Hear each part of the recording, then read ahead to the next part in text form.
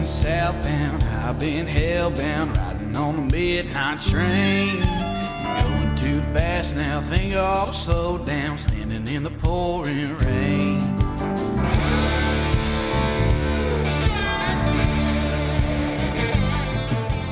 What's going on, guys? Tristan and Tony back with another episode of the One Hell of a Life Outdoor Podcast. And today we got on somebody that you know from Duck Camp Dinners. You may have seen him on a couple Meat Eater episodes. You've seen him on YouTube if you're a duck hunter.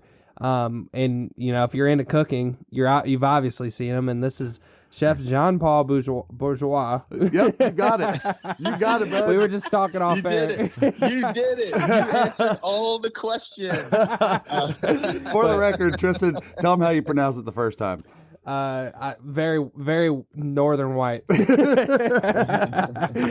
man, I just got to say, first off the rip, I'm so excited to have you on just from a cooking standpoint and learning some things because, you know, growing up in Illinois, you know, we deer hunted and, you know, it was just simple kind of, you know, fry your backstrap or what, you know, it wasn't real, like, didn't learn a lot about cooking. You got it from a processor. Yeah, you know, and then moved to Florida, met a Colombian guy that showed us a lot about cooking. Yep. And since then, it's just kind of been a journey that I'm always learning something on. So just from my standpoint, that's one reason I'm really excited to have you on, Chef. And yeah, just thank you for the time tonight, man. Yes, thank you so much, man. I mean, seriously, you want to talk about somebody that is one of our top fans? You're definitely in the highest ranking of that. We're inspired by you. You've been doing this, I know, for a long time. To get to where you are with what you're doing has taken a lot of hard work and a lot of years. And we're so thankful that you took some time with us tonight. Oh man, guys, thank you. I don't deserve all that praise. I promise you. Because there's a lot of awesome people that have gotten me to the point where I am, and given me a shot, and then taking a chance on me and making shows for nothing because I thought it was a good idea, and I happened to convince them it was too. You know, those people are still with me, and we're making that show, and so. But yeah, it is hard work. But as you know, with any business, with any family, with any group of friends that have a like-minded goal and share an ethos, it takes a village, right? And yes, everybody works like, you know, one of those things. I try to never make the excuse if I fail to get back at someone or so on, or maybe I lose track of time or forget to text somebody. I try not to make the excuse, oh man, I've just been so busy doing this and that and this. And the truth is, like, everybody's busy in their lives, and you know, whether it be raising a family or having or making a show, like you know, I'm a lot of times, in fact, was it you, Tony, or Tristan, who's kind of like, hey, just following up on the number to call you at and so on? Oh, that was me. Like, that was you. I've got a sales background. Thank you for that persistence.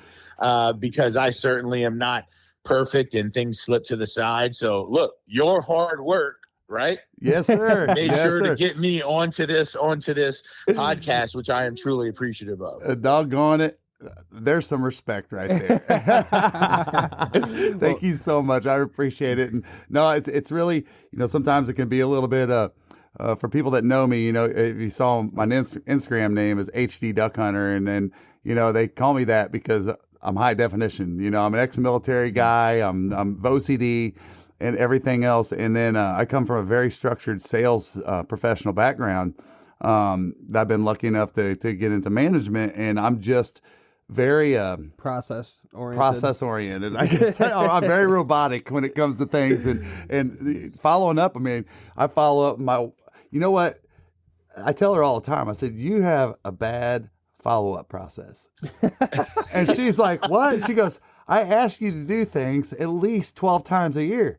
And I go, I know. And it said, just like purchasing, I tell you, call me in 3 months. Yeah.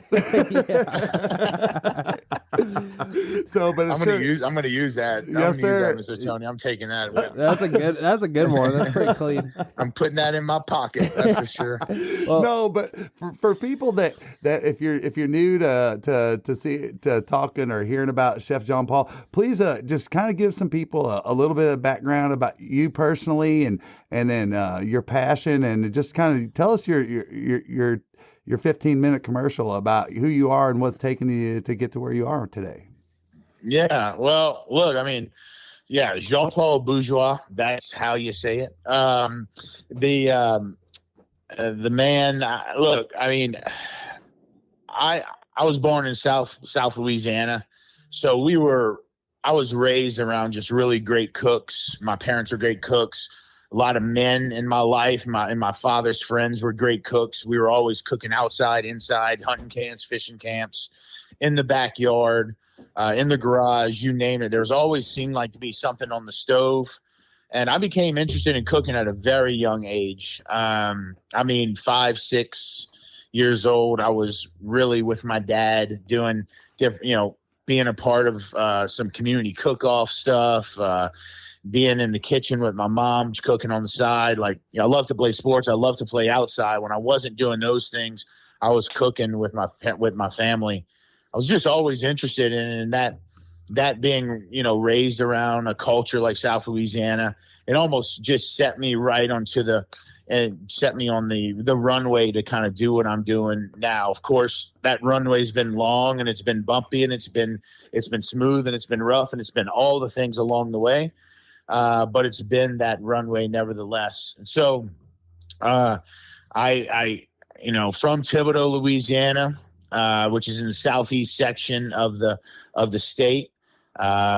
It is mostly coastal, if you want to call it that, although it's no beach really nearby, but it's coastal in the sense that, we can get to freshwater marshes, which turn to saltwater marshes, in the matter of 15 minutes. Being a duck blind in the middle of the marsh in 25 minutes, maybe, from a house. So, that's how I grew up hunting with my dad. He was a big duck hunter, kind of turned as a passionate duck hunter in his late 30s. And so when I was born later in his life, I started going hunting with him around 7, 8 years old. And those are still to this day the fondest memories I have with me and my father, who's still alive, by the way. God bless. And but those are the times that I really just Listen up, guys. Waterfowl season will be here before you know it. So book a hunt today. Williamson Outfitters offers exceptional duck hunting along Florida's Forgotten Coast, targeting redheads, bluebills, buffleheads, canvasbacks, and much, much more.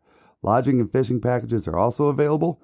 Mention the One Hell of a Life podcast when booking and get 15% off your next trip. Spots are filling up fast, so call or text Captain Chris at 850-251-8650 or visit floridaducks.com. felt the closest to him and so on. So I tell you all this because the intersection of food and hunting all come through my family, which, we all have our things with our family. Sometimes we're close, sometimes we're not, sometimes this and that. And that's no different for me. But when I think about those times in my life where I felt the closest, they were always around the dinner table. They were always in the duck blind or fishing redfish in the saltwater marsh with my dad and his friends. So, I went to culinary school in Thibodaux. I graduated in 2006. That was the last time I lived in Louisiana. Since 2006, almost 20 years. I haven't been a permanent resident of Louisiana. So like I told you, food has always, from a very young age, really driven me to do what I do. And that's why in 2006, I decided to leave Louisiana and just try to experience as much as the world as possible. And that's kind of what I've been doing, essentially in the last almost 20 years. Like I told you off air, in 2004, I lived in Atlanta. In 2005, I lived in France. In 2006, I moved to California in the Napa Valley. Wow. And I worked in Napa Valley in San Francisco for roughly almost 3 years. Then moved to St. Thomas in the Virgin Islands to be very coastal and just kind of take a break from the like professional trajectory of me feeling like I needed to keep kind of like pushing. Although that was a great learning experience, it really was. It acted as like an 18-month kind of break from reality. I still cooked a lot, still worked in restaurants, but you know, it's the Virgin Islands. It's kind of a party place. Yeah. And then in 2009, I moved to New York City. I had never lived there before. I didn't have anything but an LSU hoodie and a pair of jeans, and then beach stuff, right? So like I went to New York with no job, never been there before, didn't have an apartment, had a friend's. Oh, let me see if I get this right. My friend's girlfriend's first cousin lived in New York. She let me rent. I rented a room that fit a full-size bed. The full-size bed went all the way to the wall and had 1 foot of space to get out. So I got out. I got out of the front of. That's how I got out of the bed, was out the front. Like you kind of scoot your butt front. You didn't like just go to the side. And I think my rent for that room was $1,600, $1,600 or something like that. Wow, back then too, man. Wow. Yeah, that was in 2009. Wow. And eventually I found the job I wanted. I knew I could better get a job because I was at the time I was a good cook, still am a good cook. I was confident in that. So I was like, no problem getting a job, which it wasn't. Got the job and found a place in the outer boroughs with a roommate that we could split a $2,500 a month rent, but with a bigger apartment. So we kind of lived outside of Manhattan. I commuted 45 minutes into Manhattan to work every day. And anyway, so that whole New York was incredible for my career because it set me on a path to really, I'm always am and still am a big believer in making yourself uncomfortable. In fact, I typically will tell people, start to learn to be comfortable being uncomfortable. Expect to be uncomfortable. And that's where, in my opinion, at least for me, speaking personally, that's where I really honed my chef skills, my management skills, my people skills, my understanding of the world was really in New York by feeling really uncomfortable with where I was at. Mm-hmm. And it took years for me to really accept the city as my home and start feeling some comfort and get into a groove. And so I have a deep love for New York City. I love, I tell my wife all this all the time, who's a fashion designer and who we met on the subway in New York City. Wow. And she loves it too. She's from Midland, Texas. And I say, man, if I could bring if I had a place for my outdoor cooking equipment, and if I could bring my guns, I would move back to New York in a heartbeat. Because at this point in my career, there's two things I really can't work without, and that's grills, cooking gear, like that. There's a lot of it's outside stuff, and then my firearms, my shotguns.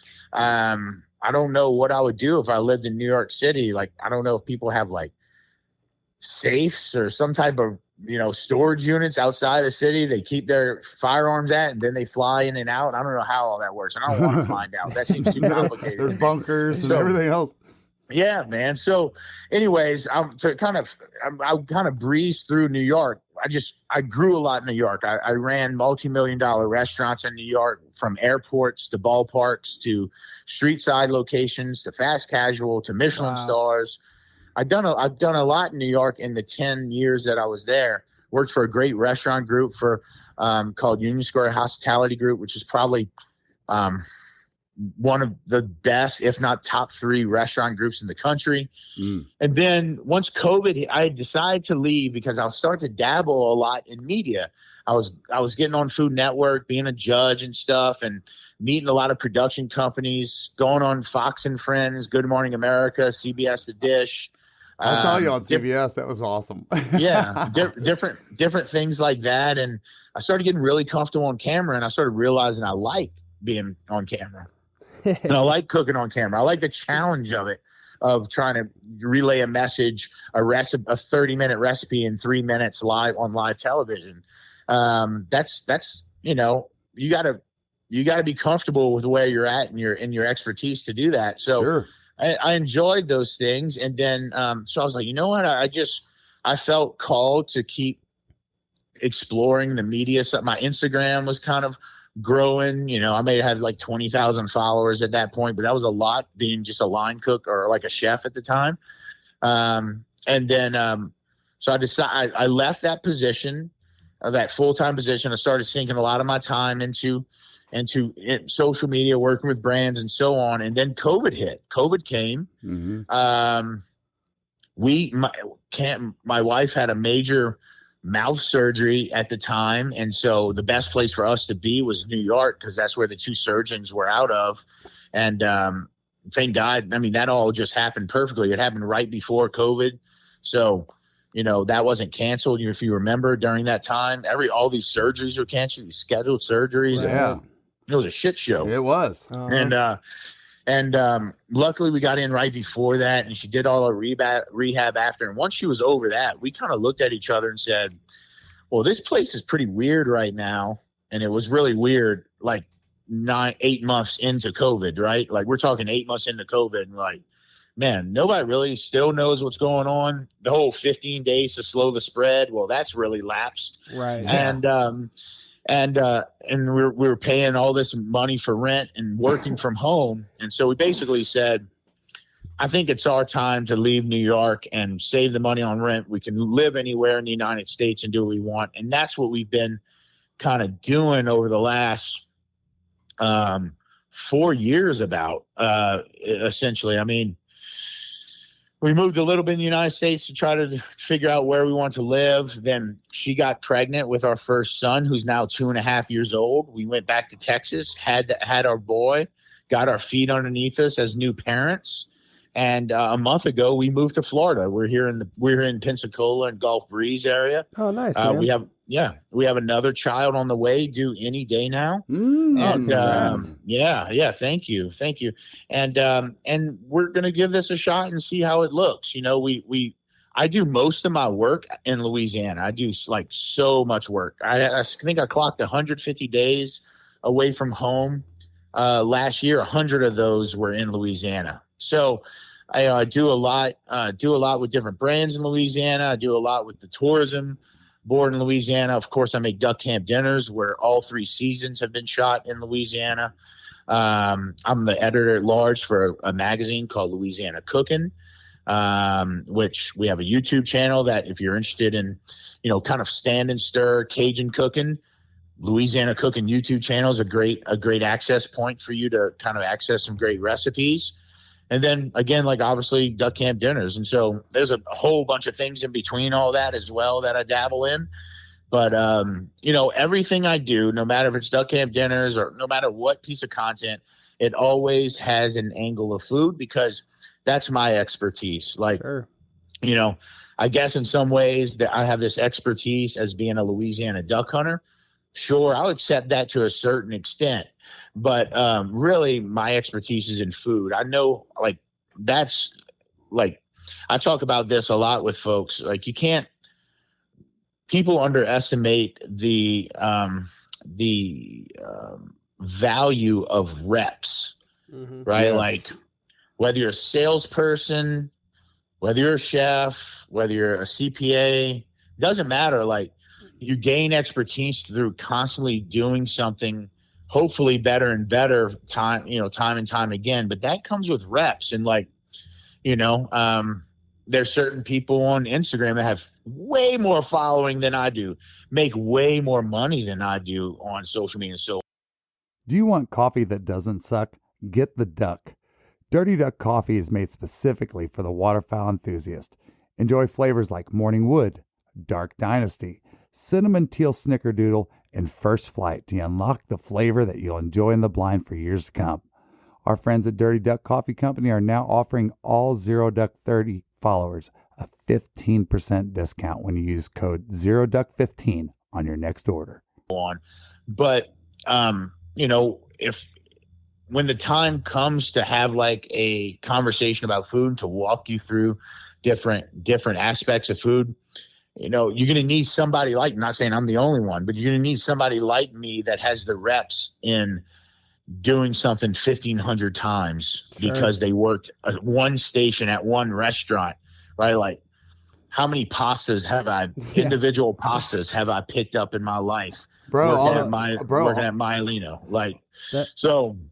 Well, that's like that old story about, where the guy goes to fix the motorcycle, and let's just say it was $100 or whatever, and the guy's like, man, can you come fix my motorcycle or whatever? And he goes up to it, and this guy's been working on his motorcycle for hours or whatever, and I'm butchering the story, but he goes and just presses like one little button, and he's like, all right, see you later. It's running now. And he goes, that'll be $100. And he's like, are you kidding me? You were here for 2 seconds. And he's like, you're not paying for how long I was here. You're paying for all the experience that I have to know to press that button. That's what I just heard. But continue. That's just, it's funny you bring that up. Well, no, 100%. I mean, I just think that, like,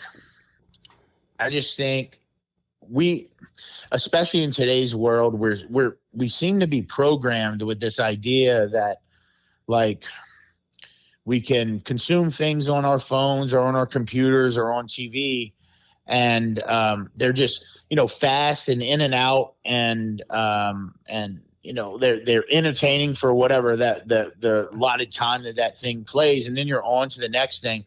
And I'm much more interested in entertainment. So I still love entertainment. Like, I love movies and I like TV. I don't get to watch a lot of TV now, but I enjoy, I want to sink into something. And I often tell people, it's like, I'm not interested in doing any type of social post, video, project, consulting, like on a video. When it comes to media, I'm not interested in anything unless that person that's watching can walk away with something tangible. Yeah. That could be, and that could be in whether maybe I inspired them to go cook for their parents for their birthday, for their a wedding anniversary or something like that. Mm-hmm. Maybe it's a recipe that they can say like, I got that off of Duck Camp Dinners, or I got that off Louisiana Cookin. Like, I believe that if somebody's going to take their time to watch me, to put their eyes on that phone and not on the people around them, which is okay. Everybody has their thing. Like, I'm not judging that. In fact, I make a living off of that, but I want you to walk away with something from it. And so it's important for me to have that, do things that, yes, they're entertaining in the moment. That should be one, right? That needs to be one to so that person keeps watching, but also when they walk away from it, feel like they got something from it. Like, they didn't just waste that 8 minutes with me and now they're moving on to the next thing. Sure. I'll often tell my buddies this who come with me to a lot of these big events that I'm cooking for, sometimes 5,000 people, sometimes 50 people. And my whole thing when I cook for people, especially if it's just like one little dish, like 2 bites, and they're moving into stations and other things, or maybe I just get one course out of 5 courses because it's a collaborative dinner with a number of chefs. And I do those things quite often. My whole thing is always, and this happened, it was always like this with food, but this is how I also think of media. And I tell them, I was like, make them remember you. Whatever you do, like, make them, if they're going to eat that bite, when they go on to that next person's, I want them still tasting what they just ate on that next, from that, even when they go a station or next station. That's like, I don't want that next guy to even have a chance. Like, and it's not a competitive thing. Like, I'm not trying to win. It's just my mindset is make them remember you. And that comes from, like, that's why Duck Camp Dinner is the way it is. That's why people watch it over and over and over again. I think it's sticky. I call it sticky. It grips you. It sticks with you. There's things you can take from it. It's damn good is what it is. So it's so good. Thank you. One of the, there's a lot to unpack there, but one of the big things that resonated with me hearing your story, Jean-Paul, is, and much more limited experience than you've had, but like one of the greatest, like, things of my life that I've experienced is, growing up in the Midwest, and I'm not knocking the Midwest. There's a lot of people that listen to this that are from the Midwest. But, I felt like at least our family, like, especially when it came to cooking, very, very just like, all right, we're eating pizza tonight and eating hamburger helper the next night. And then when it came to just experiencing different, very Midwest blue collar. Yeah. Just experiencing different, things in life, it was just not a whole lot of that going on, and then with the work situation with my dad moving us to Florida, that was a big eye opener, on so many different to the world. things. Yeah. And then being up here in Atlanta, and that's just one thing that in my life that I wouldn't give for I wouldn't trade for anything. And also now I wouldn't be afraid to live in a different city at this point in my life, because it's like everything, to your point, has taught me something, or I've grown. And how intimidating was it to you to walk into that high school the first time? Oh yeah. And he walked into a 14 years old, a 6A high school, coming from a high school that graduates a couple hundred. Well, in the middle of cornfield, and what, and I think being a kid, and being like, oh, who am I going to eat lunch with or whatever, and making new friends when you're leaving your high school friends, like that, makes you grow a lot. And that was kind of uncomfortable, like he was saying. Exactly. And that's one of the big things I just want to say resonated with me a lot, Yeah, no, man. And, the other thing you make me think of, Jean-Paul, is I once, too, was in food service, and I have a very high respect for food service, because after President Clinton decided to make Navy cutbacks right when I was joining boot camp, they went from saying you're not going to be a Navy SEAL mineman, you're going to be, you can strike for a position, you can be a laundryman, or you can be a cook. And I said, well, I'm getting married in 3 months to my high school sweetheart, and they said, well, if you want to be a cook, which was an MS in the Navy, they said, we'll give you E3 at A school. Well, I'm like, I got to make more money, and it was like $800 more, and I'm like, I did what my dad told me not to do, and he's like, son, I was a chef in the Army. He's like, when you join the military, don't be a cook. And is what he told me not to. And then there I was, I get rolled into it. And honestly, it was so intriguing to me. I got very lucky and assigned to the officer's wardroom upon the USS Dwight D. Eisenhower aircraft carrier. Wow. Yeah. Navy officers, as you probably know from just being in food service, they very nice. Right? And the upper officers eat even better. And I'm like, what do you mean the captain has his own cook? What do you mean that the admiral has his own cook? I'm like, holy cow. And I would see the art. That's what I will call it. From my perspective as a 21-year-old man, I was like, look at the art. Like the captain chef was, he was Bill Clinton's chef for the first 2 years of his career before they got stationed on to the Ike. And the creativity and the garnishment, just the art is what I would call it. I just had such a strong respect for it, I mean, I really did. And to piggyback kind of off that, which I know has got to be a big thing for you, Jean-Paul, normal cooking doesn't really do it for me. Like I like gotten stingy. Well, no, I like cooking for other people, but what really, what I love to do is make something that, duck or deer or whatever that people are like, oh, that's not good because they've had a bad experience with it. I love to make something that they like, and that's to, not that I'm anything great or anything, but that's one of the things, to your point, Dad, that attracted me to cooking, just specifically with outdoor meats, I guess you can call it, Yeah. Game meats, yeah. Yep. Yeah, I would say, look, man, first of all, Mr. Tony, thank you for your service, one.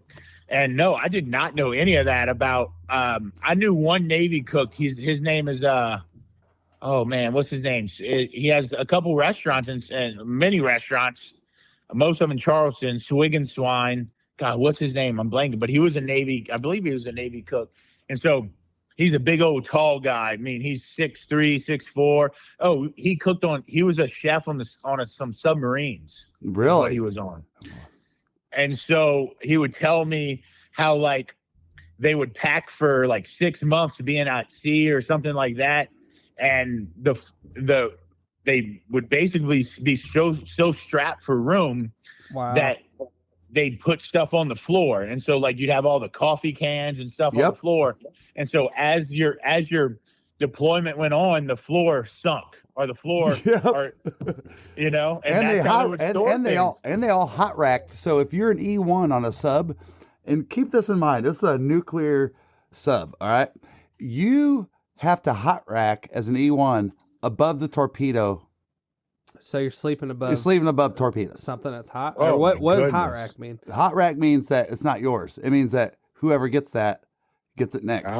So you don't have a place to live necessarily. Oh yeah. All right. Can you imagine now you have your own locker, and your locker, keep in mind, is about 42 inches tall, just big enough to hang your dress clothes in, but it's about 6 inches wide.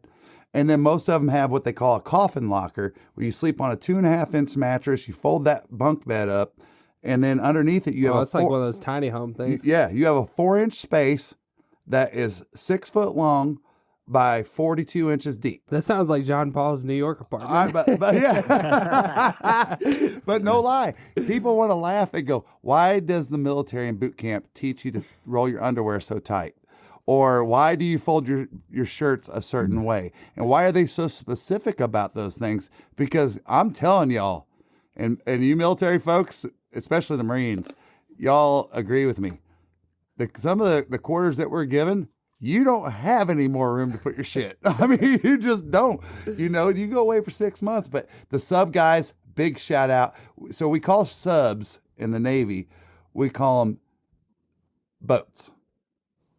Okay. And everything above water is called ships. Now, I probably butchered that, and some guy's going to be off of a sub, and he's going to say, "No, it's just the opposite. We're a ship and you're a boat." You know, I can't remember. It's one of the two. But those folks, I'll tell you what, man.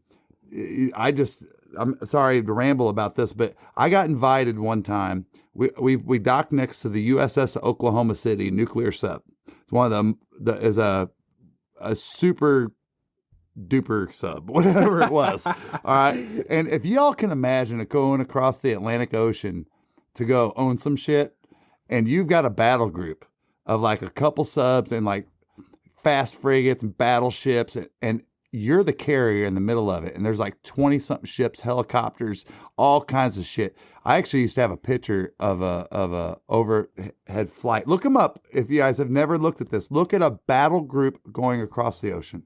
It's one of the most intimidating things you'll ever see in your life. I promise you. And I remember I ended up being an assistant for the captain, and I asked the captain one day, I said, "You know, Captain," I said, "it sure does feel good to be here in the middle of this battle group." I said, "We're the biggest ship in the fleet." And he said, "Well, Petty Officer Vogel," he goes, "you're looking at it totally wrong." He said, "We're the ship that everybody wants to kill." I was like, "Oh crap," you know. But we, long story short, we ended up porting next to the USS Oklahoma City. We could always identify the sub guys because they look like they just came out of like isolation. Their hair was crazy, you know, and a lot, especially the nuke guys. They'd come out and anyway, I saw this guy walking down the pier one day, and I said, "Hey man," I said, "Did you just come from the Oklahoma City?" He said, "Yeah." And I said, "Hey, you know, we can trade tours as long as it's escorted." I said, "Would you mind if I toured you on the Ike? Would you tour me on the sub?" He said, "Yeah, man." He goes, "I'm going to see my wife." He goes, "But I got duty this weekend." And I said, "I do too." And he said, let's meet up and we'll tour." And I'll tell you all what, man, if you have the slightest bit of what's that called? Some phobia, claustrophobia. Don't do it. I'm not, man, but it was a sight to see. It was something special. And so when you're sitting there telling me about this guy was a chef on that, I'm like, the durability. Yeah. Oh Anthony DiBernardo is his name. I can't believe it. But Anthony, I mean, and he lost some. I'm not sure how big he was when he was serving, but he's 6'3", easy 6'3", maybe 6'6", And so, but he said that's how he learned. I'm pretty sure it was a sub. Definitely, I'm almost certain it was a sub. And that right? Like a sub would only be in the Navy, correct? Yeah, I think so. He just ran to the bathroom real quick, but when he gets back, yeah, and I'm like going off. Yeah, I think so. Well, anyways, he's yeah. I mean, people learn how to cook all kind of different ways, right? I mean, Man. to your point, Tristan, like, I never consider myself a wild game chef, but I don't. I mean, I grew up classically trained. Wild game was always in my freezer and stuff like that, mostly ducks, but certainly some other stuff too. And I guess there's a lot that I learned from that when I was a little boy, but all the classic stuff that I cook and have learned how to cook in through culinary school, which, I learned a lot in culinary school, but really you learn a lot in restaurants, right? And so all those things, we didn't have any wild game. So Sure. A lot of the things that I cook as a 40-year-old dad now, when I cook wild game are all based off of classic cooking. And again, that could be different pastas or grain dishes or French cooking or even classic when it comes to like Southeast Asia and stuff like that. So, I've never really considered myself a wild game chef. I've just considered myself a chef that uses what's around him. And these days in my life, what's around me tend to be a lot of wild game because I 5 years ago, I left commercial kitchens, right? So, and I think the great chefs, like the ones who truly consider it. And by the way, your dad mentioned culinary arts being an art form, and I couldn't agree more. In fact, I would go a step farther and say it's the most, I don't know what's the word I would say actually, but it's different from all the other art forms. Let's put it to you that way, whether that be music or painting or sculpture or, I don't know, you name it, because food we consume. Food we Sure. consume in a way that literally sustains us life. Like we actually need it. And some will say, well, I couldn't live without music, right? Well, actually, you probably could. Like if you really needed to, you could live without music, but you can't live without food. And for that, for that reason alone, it's an art that you consume in a way that sustains the life of family around you and people around you. And to me, that's where it's like, oh man, that really means something right there. It won't last. And the other thing about food, it's fleeting. It's not like sculpture where it can last, find things from before Christ, right? Or paintings or you name it, or the other art forms, music that have lasted throughout the course of time, written on tablets and shit. Like food is one, fleeting, and two, necessary for life. And so, but maybe that's why it's fleeting, because we actually need to consume it. Anyway, so just to take your dad's conversation about it being an art form a little further, I think it's actually, when compared to the other art forms that we have in our world, the things that people pay millions of dollars for a painting on your wall, I often ask myself, what's keeping somebody from paying $1 million for a plate of food? Well, because it's going to be gone in 30 minutes, Yeah. So it's one of those things, but there's something to it. Like there was actually Andrew Huberman was on Rogan the other day, and I was listening to him, and you heard how he's talking about your sense of smell and how well, and how like smell is our it's our sensory mechanism that we associate with memories more than any other thing, more than sight and sound. It's like one of the more primitive ones, right? Is what he was saying. Yeah, it's like it goes back. I mean, that's the reason why, like when you smell, I don't know, some warm baked cookies, for example, it might bring you back to grandma's house or to whatever. Like it has like deep intrinsic memories attached to them, and your smell is the first gateway to your taste buds. Like it's the first it's the first like thing that we do typically as animals, maybe not in modern humans, but certainly throughout the course of years, like we smelled things before we tasted them. It was our first like, all right, does it pass the smell test? Yep. If it doesn't smell good, I'm probably not going to eat it. What's that saying? If it smells like shit, it tastes like shit. Yeah, you're probably right. So, anyways, like I don't know how I got on that subject, but there's a lot to unpack there. I mean, food is a beautiful thing. It's so personal to people. Yeah. It could be the most simple collard greens in the world. It can be a 3 Michelin star restaurant that you're spending $250 a person on. Yep. It's just there. I often say, like, sometimes people that want their steaks well done, they get a lot of shit in restaurants or on social media, and I'm like, all right, like that maybe that's not the way that you'd like to eat it, but let that person enjoy their meal the way they want to enjoy it, guys. Like, you don't know what type of memory, what type of it's in the teens that morning, and maybe you're chasing ducks or geese, but now it's September and it's 85 degrees and you're hunting early teal or geese. As a waterfowler, you need dependable weather protection that will not break the bank. Founded in 1996, Frog Togs is not only the leader in breathable wader technology, but a company you can depend on to keep you warm and dry, head to toe, no matter your hunting environment. Stay bone dry by using discount code ZD315 for 15% off not only your first purchase, like most discount codes, but how about every single purchase you make from now until December 31st, 2024?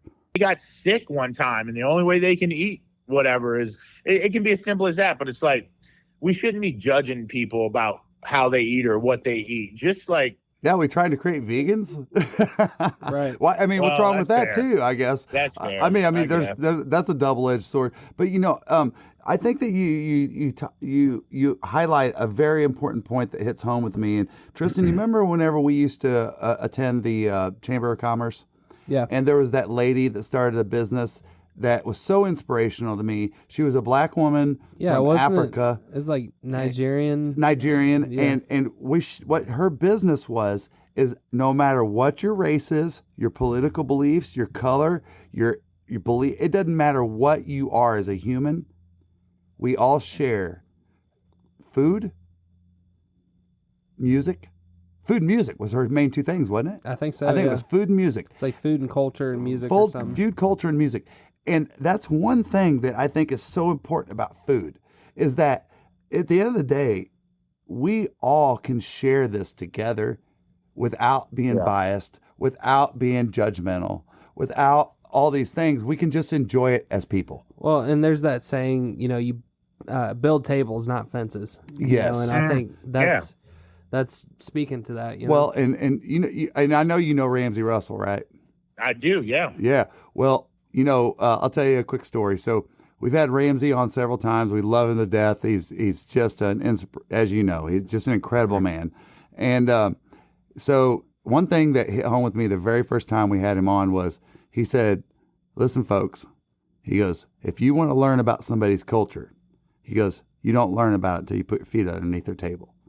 And man, it hit so deep with me. And so a year goes by and a couple more podcasts, I think. And we went out to the Delta Expo last year. And I looked over and I said, "Tristan, there's Ramsey and his son over there." And he said, "Well, Dad, he's busy, so let's not bother him." And I said, "All right, maybe we'll try to catch him when he's not so busy." And so then they were alone. And I looked at Tristan and I said, "Hey, right now's the time." I said, "Let's go." So we went over there and I said, "Ramsey Russell." I said, "Tony and Tristan Vogel." He said, "I'll be gosh damn." He said, and we shook hands and he had a round table sitting there. And he said, "Well, sit down." And it was just Tristan and I and him and his son. We're about all the same ages. And we sat down. I said, "Hey, Ramsey." He said, "What?" I said, "I heard from a wise man one time that you can learn a lot about somebody putting your feet underneath their table." He said, "I'll be gosh damn." And it was just a neat memory, and that's how we share this togetherness with. I was watching these folks just smash doves. I forgot who it was, and they just rocked them. And what I saw in the background while these guys are just pulling feathers and breasts was just a culture of people in the background ready to eat some dove breasts, and however they were going to make them. And that was going to be, they're going to go home to their wives that night, and wives are going to go home to their husbands, and they're going to be like, I'm telling you what, it's the best darn food you'll ever eat in your life, and to have that togetherness and experience, I just, it's such a big part of what we do. 100%. Yeah, 100%. Well, I'll tell you, I love that about Ramsey, because he once told me something, and it was 2 years ago in Little Rock for Delta Waterfowl Expo. And I was about to jump on his podcast that he was taping over there. And but we had some off-time moment. He always, when I post something about food, he's like, man, you're going to do a cookbook. You're going to get some recipes. He's a big food guy, right? I mean, I've never eaten with the man, but I hear the man can eat, like bottomless pit. One time we had him on, and he was smoking a brisket during it. So yeah, and there you go. And he just got done chasing Shar. He just got done chasing Shar. Shar took off, and she'd never done that, and he about had a heart attack because they couldn't find her when he's in the middle of this brisket. But he's like, all right, let's go, and then he just pipes, buddy, pipes. Well, he and I were talking off to the side, and I was trying to pick his brain because there was this guy who had approached me on doing some business, and I never really had like a good feeling about the guy, but he was always really nice to me, and I was like, man, just something ain't right, something doesn't sit right, and I knew he was kind of in the same work as Ramsey, and I asked Ramsey, I was, hey man, you ever heard of this dude? And he was like, oh yeah. And I said, huh. What does that mean? Like, he said it in a way. He goes, well, chef, if you throw shit, your hand's going to smell too. and that's all he said to me about this guy. He goes, if you throw shit, your hand's going to smell too. And I was like, fair enough, loud and clear. Yes, sir. And I always thought that was like, he never... I mentioned the guy's name. He never said one bad thing about him. He reacted a certain way for me to say, try to say, what do you got? Right. And he didn't want to throw shit. I was like, respect. I could get down with that. You the man, That's good advice, honestly. It comes back to that whole thing about, well, if you don't have nothing nice to say, might as well just say nothing at all. That's right. Listen to what Thumper said. Yep. No, that's incredible stuff, man. So let's talk a little bit about your passion for hunting waterfowl, because you can tell very deeply. I mean, it's got to come from your Louisiana roots, obviously, like you were saying earlier, and like you're very passionate about it. And we talked a little bit off air about just showing the reality. In every video that I've watched that I've seen with you waterfowl hunting, it's just been so real, and just talk about what it takes to bring that to the viewer. Well, what it takes is very simple. It's just being you. And Tristan, this is going to sound familiar because this is exactly what if you heard the same podcast I did a couple of days ago, he talks about Rick Rubin, and Rick Rubin's whole philosophy is like the key to a great life is just be you. Right. And, I didn't need to hear Rick Rubin or that podcast to think that way but although when he said that, I was like, he's exactly true. And that's about as simple and as direct terms you can say it, because I love to duck hunt, plain and simple. Now, a lot of people, and this may be true, this may not be true with people. They'll say, oh, my favorite part of duck hunt is watching the dogs. And I kind of look at him like, really? My favorite part is killing ducks. That goes with sunrises too, Chef. Yeah, my favorite part's the sunrise. Well, you can have the sunrise. I'm here to kill some ducks, damn it. Who's that sound like, Tristan? Kade. Sounds like Kade. Real quick, Chef. One of our good friends that runs an outfitter in Arkansas, he always laughs because people are coming out there. Oh, I want to shoot a greenhead. I want to shoot a pintail. And he's like, I want to shoot a duck that lands in front of my gun, or flies in front of my gun. But anyway, spooty, coot, doesn't matter. Yeah, I'm 100. Look, and so one, like, the show is honest because we are. There is no caricatures in this show. We don't play anything up. There's no script. Mm-hmm. We go in there, and from the beginning, it was always document what happens from this camp from start to finish. Yeah. From the time that we're on the way to camp and from the time we're leaving. And the edit is actually pretty easy. It's all chronological. There's no like, okay, this scene here, this scene there. No, it's all chronological, and it's all tied in by cool, interesting transitions and good music. That's the show. And, we are a group of friends that love each other, that have fun with each other, that tease each other, that fight with each other, that do everything that really good friends do. And we made kind of a pact in the beginning to not hide any of that. Now, look, there's some things we just can't show on camera because we do like to have fun, and sometimes fun gets a little out of hand, and people may look like dumbasses sometimes, and we'd rather not show that because we don't want to embarrass someone. But like, the truth is that we're 5-6 guys who have known each other for a long time, and we've embraced the fact that people can be themselves, not have to put on caricatures, not have to kind of bloat any type of storyline up to make compelling video. I guess, like, I have a cooking thing, so I get to kind of speak on that. That's part of the show. There's my friend Jay Scheck-Snyder, who's he's everybody loves. He's kind of the one with all the quick one-liners and jokes. There's people like Juice Lagarde with the big, heavy, down the bayou accent, who's just likes listening to music and drinking a Miller Lite and stirring a roux. Like, we all have our kind of things, but we've always had those things. And so, like, my advice, like, just like Rick Rubin would say, is just be you. Yeah. And because if you do the things that you genuinely love to do, even if you put that on camera, people are going to recognize that. Like, we don't play anything up.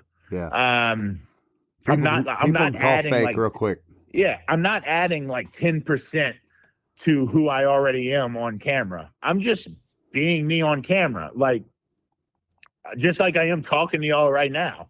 Like, there's no difference between that guy and this guy on this podcast. So, I think there's no machismo in it, like big high fives and fist pumps, and it's just having fun, just documenting what we do. And I guess I got lucky with friends. Look, I'll tell you this. In season 1, nobody knew what was going to happen. Like, I brought these 2 cameras to the camp. I said, we're going to film for 5 days straight, guys. And I don't know what it's going to make. Like, I have no idea how this is going to come out. Originally, we had thought we were going to make 6 to 8 minute episodes. They turned out to be 6 episodes, 15 minutes to 21 minutes, because it was like, well, what do? We filmed all of this. We film it chronologically. Then we broke it up into episodes. And that's essentially it. But we were just us. We didn't have an agenda on the way in, aside from like, all right, cameras are rolling. We're all mic'd up. Let's go do some hood rat shit at the camp. Yes. Some Louisiana shit. Yeah. Like, there was no anything about it. And I think that was just, and still seems to be so different from, like, even Meat Eater, you know what I mean? That which kind of disrupted the whole hunting space. however many years ago. Yep. Right. But even we looked at that show and was like, cool. Like we see what people really love about it. The fact that sometimes you go out and don't shoot anything. Yes. Or, like the reality about hunting, right? Like that's just true. Like that happened in episode 2, season 3, this past episode. It's about to happen again, this next one. Yep. But you saw in episode 3, we shoot 5 bands. Like wow. we can't plan that. It was 3 hunts, 5 bands. Wow. And enough black belly tree ducks to cover up, 5 square miles. So like it's those are the things that just happen. So like that's one of the things we took from Meat Eaters, like whatever happens, show it. Like we always say lean into it. Mm-hmm. Like whatever happens, lean into it, because that's just the truth. And so Sure. you never fail with the truth, right? So like anyways, that's people like the secret sauce is like just be you. Have a good group of friends. People say like, hey, can I get your advice on making this show? Or getting started in making TV. Sure, give me a call. Give them my number. They give me a call. And I think they wish they thought I'd give them some special algorithm or special equation that's going to get them to a certain point. And really what it boils down to is like, document the thing that you love. Whatever it is, document the thing that you love, make the show around something you love, and it will be indisputable to anyone. Right. And that's something that you can have integrity in, like that you can take pride in. So like, if you do the things you love, no matter what they are, whether you're videoing them or not, like you're winning, you know what I mean? So just find that. So I don't know. It's a simplistic view of looking at it. And that wasn't necessarily how we came up with Duck Camp Dinners. But when I look back at it after 3 seasons, I think to myself, well, and actually Clay Newcomb once wrote this to me on a message. He said, I love Duck Camp Dinners. You can't hide the things you love is what he said. And he's 100% right. Like I love duck hunting. I love my friends. I love cooking. I love Louisiana. That's what the show's about. And so anybody that watches it sees this obvious, like, deep love for these things that they're doing. And you can't fake that. Yep. There's no scripting that. There's no story arcing or storyboarding that. It just is a bunch of people that love the same things together and actually can mess with each other and have fun with it. So you can't replace that camaraderie too, having that group, that's a big thing too. Yeah. The thing that I love, man, that I'm really interested in is that, this, y'all both know this because y'all been around a number of duck hunters. It's a communal. Yes. It's a communal kind of style hunt, right? Like you're always with people. Rarely ever do you duck hunt by yourself. Right. Yep. Well, I know that there are people all around the world like me and my friends. And maybe they're from Wisconsin and they deer hunt, or maybe they're from North Carolina and they go fly fishing and trout fishing. Mm-hmm. No matter what the pursuit and where you are in this world, you likely have a group of friends like us that maybe just do a different thing, cook a different thing, or in a different place, have different environmental and conservation impacts to where they're at and so on. And like, I think that's what really interests me is that my group of friends are great, but they're not like so one of a kind that like, oh, I'm never going to find this again anywhere with any other group of friends. They might not be my group of friends, but you, Tristan and Tony, y'all have y'all core group of people y'all hunt with. Yep. And I bet you like there's somebody like me and there's somebody like Jay and there's somebody like Juice. Yep. That kind of remind you of each other, right? Like kind of remind. And I think that's another cool thing about the show is that people always write to me is like, every spring we go out turkey hunting. Me and 4 guys, we travel around the different parts of the South turkey hunting, and it reminds me a lot of that. Like, and I think that's really cool. Like, what does that look like if you were able to document those folks too? You know, it's just, you know, of course there's a special thing with the camaraderie and the you know, the relationship that we have, but like a lot of people have similar relationships around those same things they love to do. And again, like I'm a storyteller, so I don't just always want to tell my story. I like shining a light on other people and telling theirs too. So I feel like somewhere down on the road, there's, you know, certain spinoffs or getting out of Louisiana, hunting with new groups of friends, like still bringing my friends along. Yep. But hunting with new groups around the country, different pursuits. Although I'll always be a waterfowl hunter, you know. Yep. Well, it's like Ramsey said. You know, he told me one time. He said, "I love to go to that place and play their game." You know, and man, it's so easy for him to say that. Where, you know, this man hunts all across the world. You know, so it's very easy for you to go, all right, well, Africa's got to be a different game than here. You know, or Europe's got to be a different game than here. But what I've found as a waterfowl hunter, and what you're talking about too, Jean-Paul, is, you know, man, isn't it so cool when you go to a different culture in a different area, and it can be just across the state, and see how they do it. You know what I mean? And it's just the strategies and the old timers and the folks that have these traditional ways that's been passed down generation to generation from public land to private land. I love that part about this sport. Like, you know, we've been very fortunate and good to learn to be pretty darn good at hunting waterfowl in the South.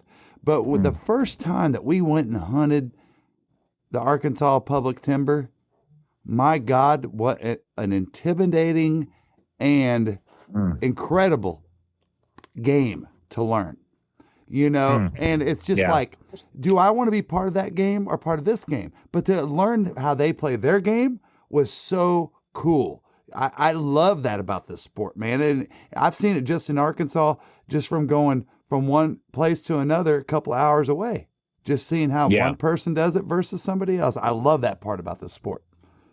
Yeah, 100%. I mean, those, you know, the places you go, the habitat you're hunting, the flyaway you're in, the species that you're around, the type of feed that they're eating, how cold is it? Is it locked up? Is there ice?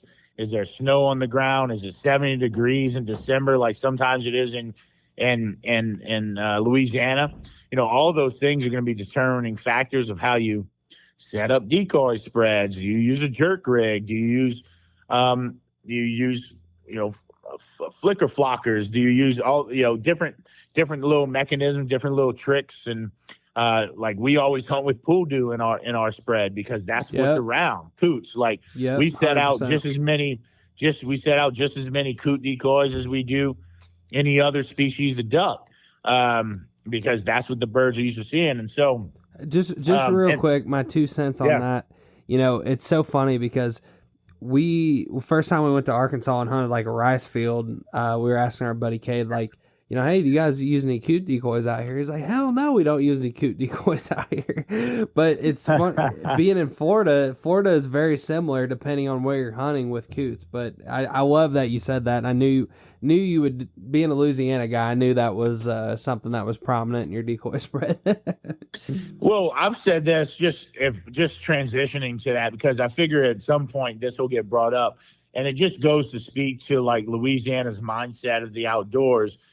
You know, the pool dew or coots, that, I mean, so many people just have a distaste for, even though they've never eaten them. Like Louisiana,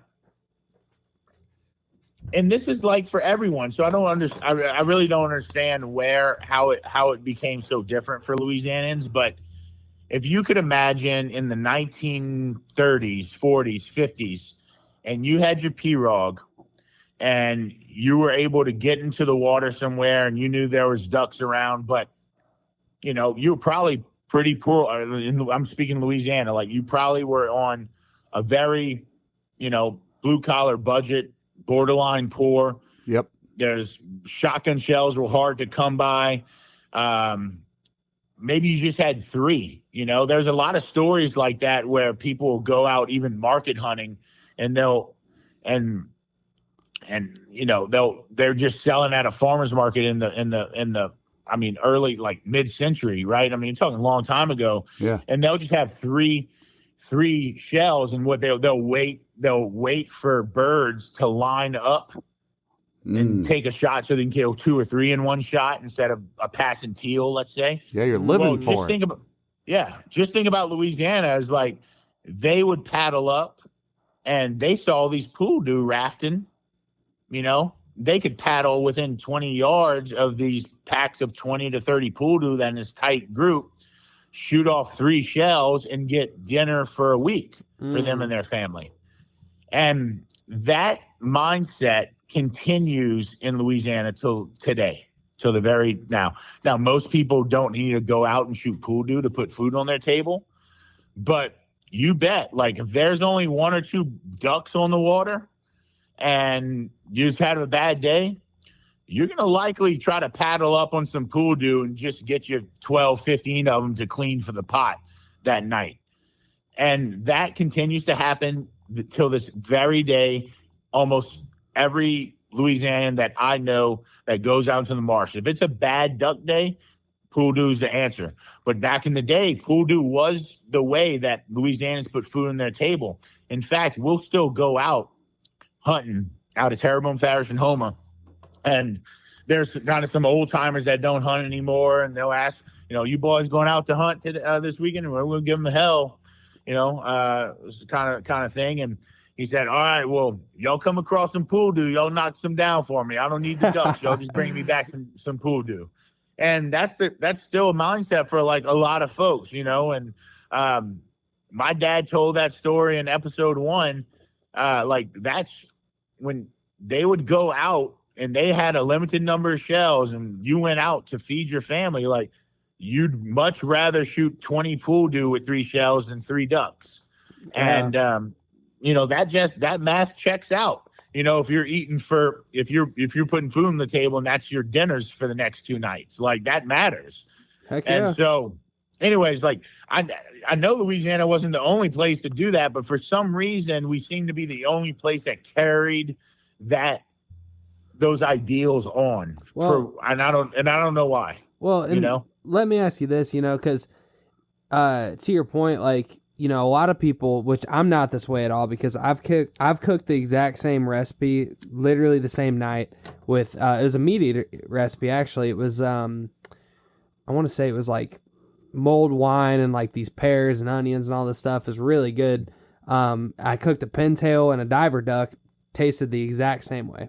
Couldn't tell the difference. But to my point, so many people have this bad stigma of not only coots, but like just diver ducks or, snow geese or whatever. Like, what would you say to, is it I've never ate a coot honestly yet, but, is it as simple as just preparation like anything?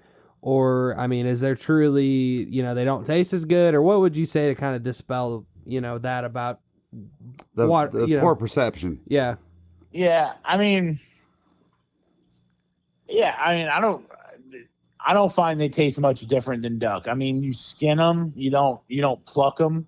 Mm-hmm. They have great gizzards. So if like so that's another thing about Louisianans. Like we eat gizzards, livers, hearts. Like we have a whole dish called dirty rice, which is devoted to those organ meats. Oh man, that sounds damn good, bro. I'm looking at that right now. Dirty rice in its inception was built around the organ meats. Okay. Right. And so like as modern factory farming came about, people started making dirty rice with like ground beef or ground pork. But traditionally it was made with gizzards, livers, hearts, maybe some like leg meat, things like that that you can brown up really good and make the rice look dirty from those things. So it gets it from the color. Is the name. But anyways, no, poodoo, look, with the poodoo that we eat they're eating the same native grass, vegetation, and vertebrates that the teal, the widgeon, the ringneck, the gray ducks are all eating. The blue wings, all of them. Yep. They all feeding on the same thing. They're all eating the same thing. They all live together. They all swim together. They're all like, that's a 100%. And so, one thing I will say is like, they do have a grassiness to them, which sounds funny, but like you can almost taste the grass that they're eating more than like other ducks where you don't get that. You get more like that ducky kind of irony, richness. Yes. Yeah. Pool do tend to have almost like a. In the outdoors, every detail counts. See sharper, aim clearer. From the river's edge to the heart of the flooded timber, Hook and Bullet has your vision covered. Hook and Bullet's purpose-built optics are flawlessly crafted to give you an edge regardless of your outdoor pursuit. Use code ZeroDuck30 for 15% off a pair of Hook and Bullet sunglasses today. Like almost have a chlorophyll flavor to them, like you were eating. Like you ever took a wheatgrass shot? No, I don't think I have. No. All right. You ever like? It'd be something like similar to like eating grass out of your backyard. Like people So take it's got a wheatgrass. bitterness to it. Yeah, it's got like a sweet grassiness to it. Okay. I don't know how else to explain it. Like a I mean, dandelion. the best I could explain is like grass-fed beef Yes. to like corn-fed beef. You know, like there's just a difference. There's a difference to it. So, I'm not comparing a pool dude to like a beautiful grass-fed cattle. Right. At all. Right. But Well, I mean, you could go ahead and Yeah. raise a farm full of poodoo that were grain fed if you wanted to. But but the other thing we eat, which is also in the rail family, is what we in French or in Cajun French we call gallinou. Yes. Oh, yeah. I've heard of Gallinou. Yes. Yeah. Is that And the same so as moorhens, or is that different? No, I don't- Gallinou's I don't- different. Okay. Gallinou's different. Like there's a specific season for gallinou. It starts earlier, finishes earlier. Yep. Than duck season. They're kind of like the marshes upland bird. You can hunt. They like covey. They don't covey, but they nest together in families. But they are extremely good eating. Really good eating.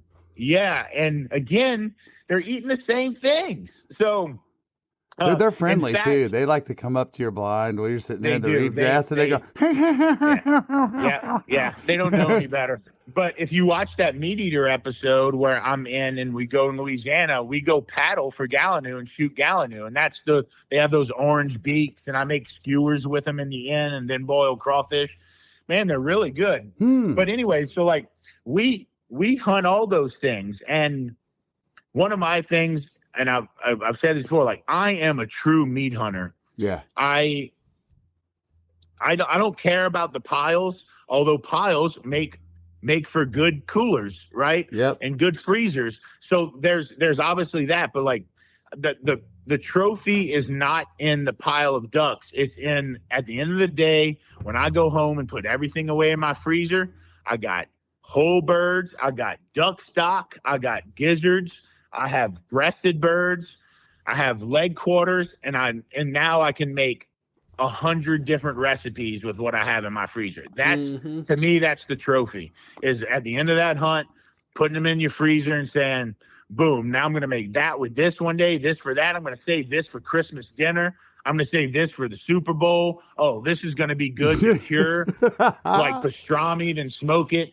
Like these are going to be great for sandwiches in the blind. Maybe I'll make jerky from that, And so that's my trophy, and that's why like you see me. I have no problem going shoot an 80, 90-pound doe off a feeder. Yep. Because my main concern is like you better come home with some meat because you left your family to go do this. Yep. And so I love taking a young deer. Yeah. Yeah. Um, What's that? I love taking a young deer. I mean, it's like a choice thing that I want to do when I'm hunting. Like if Now, you can take this wherever you want. If you want to judge me, go ahead. I guess I don't give a damn. But if I got a doe and 3 fawns walking by me, and they come by, I'm taking the last fawn. I'm telling you, if it's my first deer of the season, I will strip off. I'll lick the bones. I'm not kidding. Yeah. I mean, that is a delicacy in a choice cut of meat from top to bottom. I love it. One thing before we get too off topic with the duck stuff, because the deer stuff's interesting to me too. But one thing that I know is big in like French cooking and things like that is the duck fat. And our Colombian buddy Mario, that has honestly taught me 95% of anything I know when it comes to outdoor cooking. Such cultural cooking folks. He keeps his duck fat all season long and then renders it down. Can you kind of just go into your thoughts on duck fat and how important it is to cooking certain dishes, and just I don't know, you'll probably teach me. It's something. like kind of a prized possession between top chefs or something is what I've heard. I mean, correct me if I'm wrong. It's something that 100%. I mean, like at one point, bear fat was basically America's only fat that they use, and obviously you can get much more fat from a bear, and it has spectacular fat as well. But duck fat was really seen as, and still seen as, like the premier kind of fancy fat, if you will. Okay. Certainly there's a lot to it. Now, you said Mario? Yeah, Mario. our buddy. And where does he hunt? He hunts mostly Florida. Mostly Florida, and he's part of How's he get all that duck fat? I mean he hunts a lot. So what he told me is like there's something called like the Pope's nose or something on a duck. Does that sound familiar? And I guess this is part of their like tail. Yes, you're talking about Yeah, and he says just the little trimmings off ducks all season long. He just keeps putting them in a container in the freezer or something. Yeah.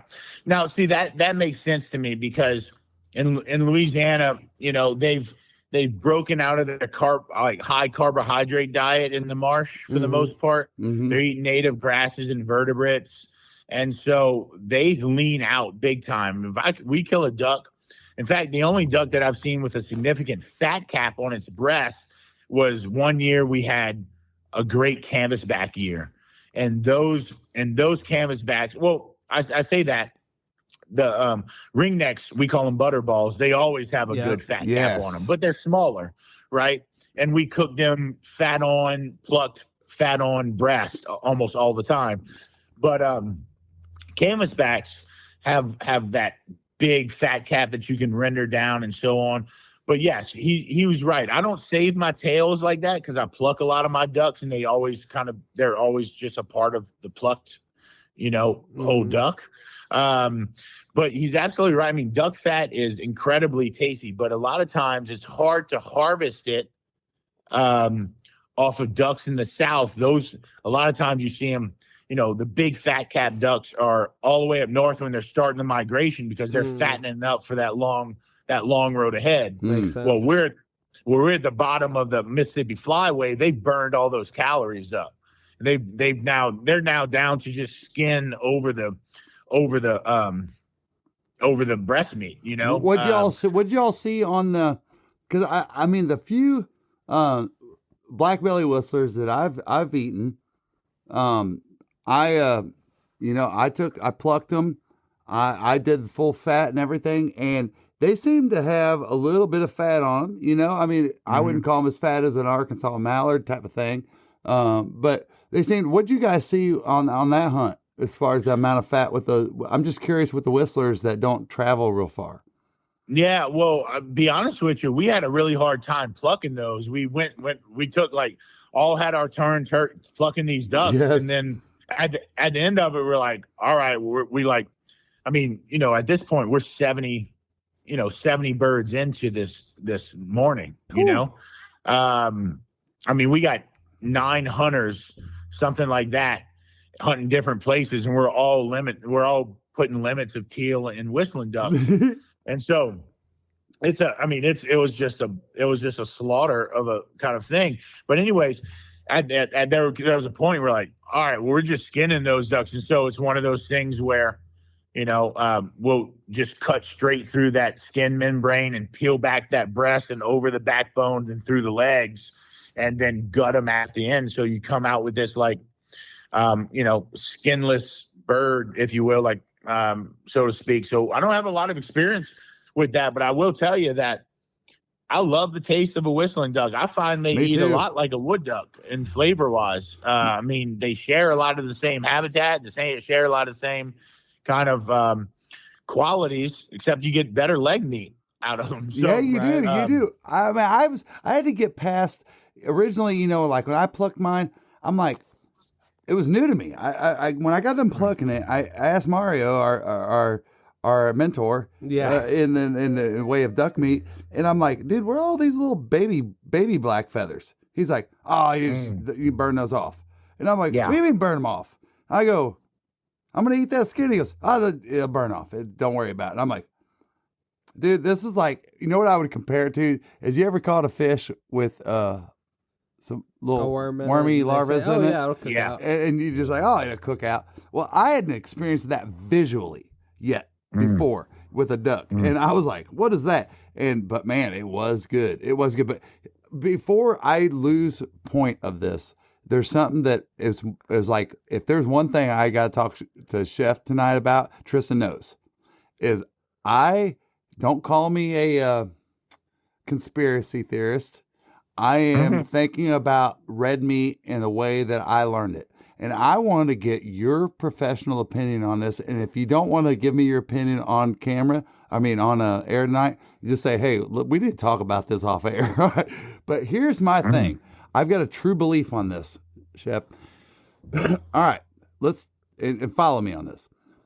So everybody can agree that the reason why you swiftly take red meat animals is to ensure that the adrenaline doesn't shoot through the meat.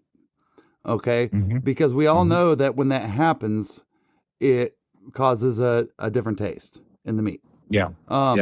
So that's why they swiftly do that with cows, any kind of red meat. Well, we all know this too as a fact. The older that red meat gets, the less in flavor that most people would say isn't as good as the younger. Okay, whether it be Venice, a fawn versus a 6-year-old buck.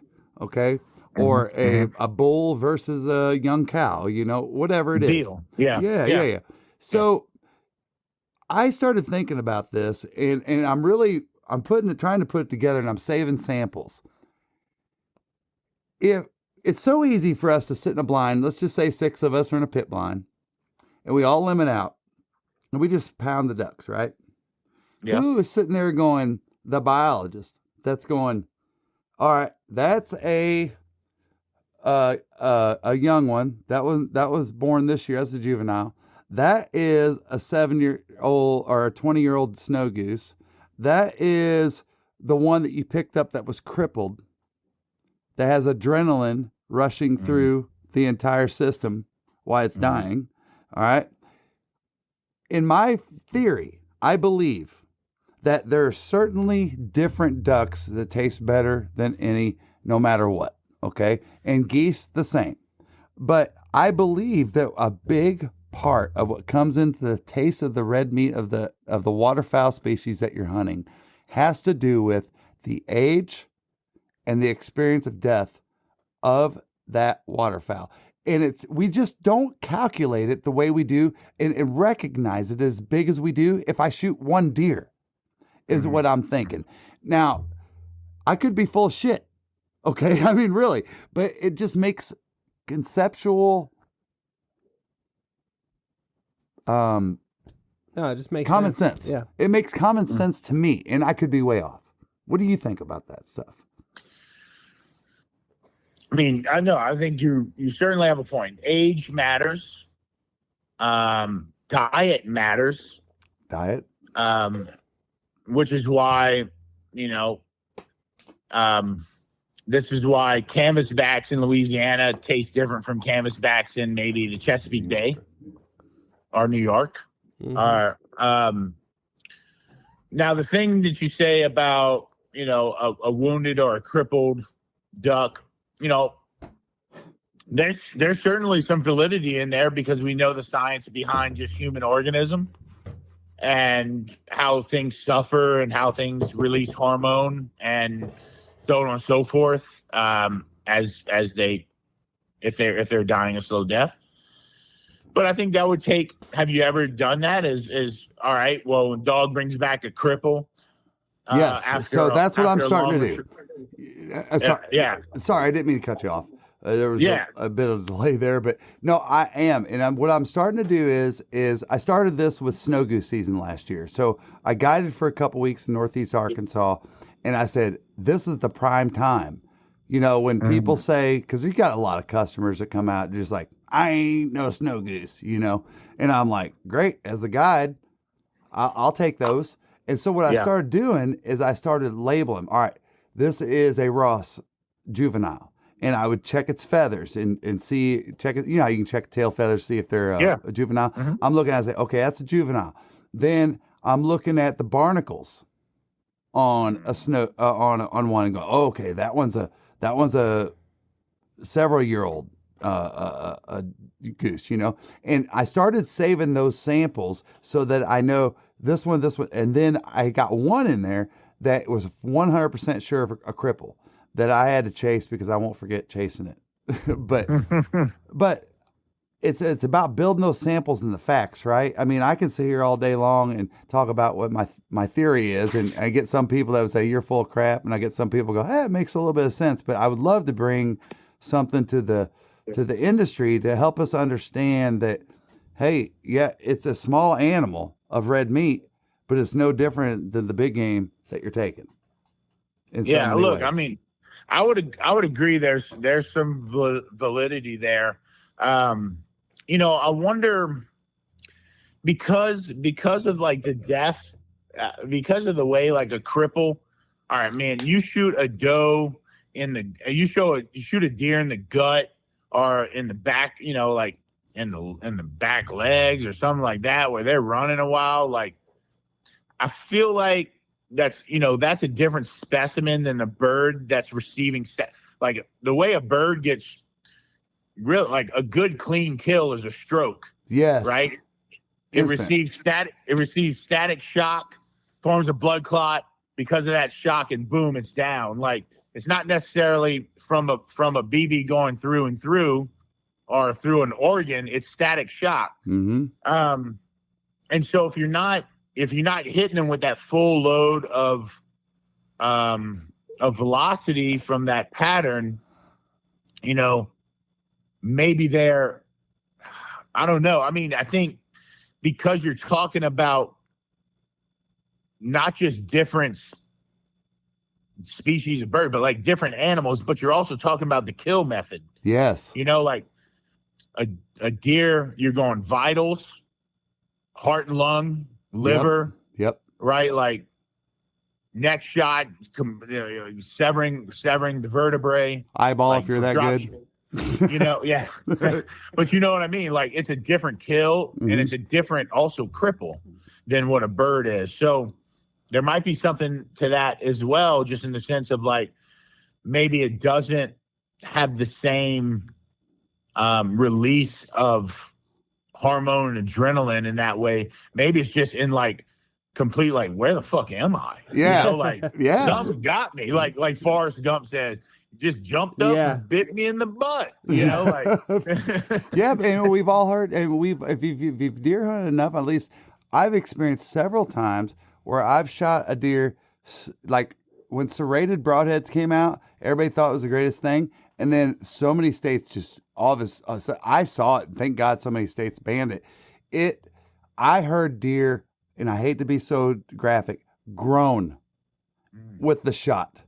And we all know why if you don't know this, a paper cut hurts a lot worse than a very clean cut from a razor blade, is because of the tear that you're getting with that. And so does a BB tear You know, building on your point there, I've shot deer where I've shot them and they didn't know they were hit, dude. Yeah. They walked off and was sitting there eating crap and then just keeled over, you know, and I was like, oh, that made me feel good. You know what I mean? It felt clean and ethical, you know, but I guess you're opening my mind up to a whole another thought of it, but it's interesting to kind of dive down that hole, and I'm gonna spend some even more time digging into this because I'm HD.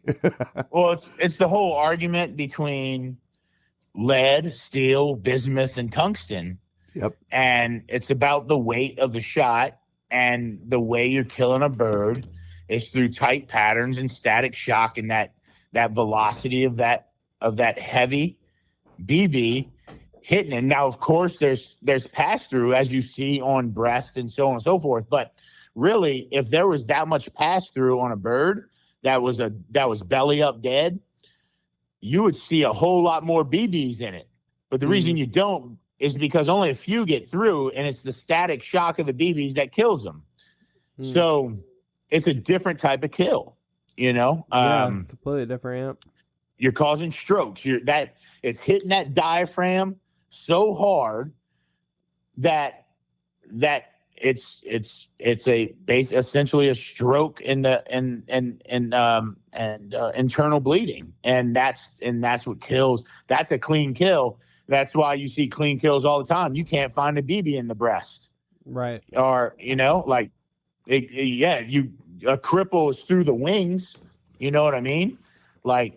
But so I mean, that's what most cripples that you're going to shoot. They're winged. They haven't been shot in center mass. Yep. So, anyways, I think there's something to that, you know, which is again why you see heavier shots being kind of taken over the market. I mean, steel is also obviously the more affordable shot, but there is some truth around bismuth and tungsten. You know, having more kill power because it's a heavier weight. It's a heavier thing. Yep. No doubt about it.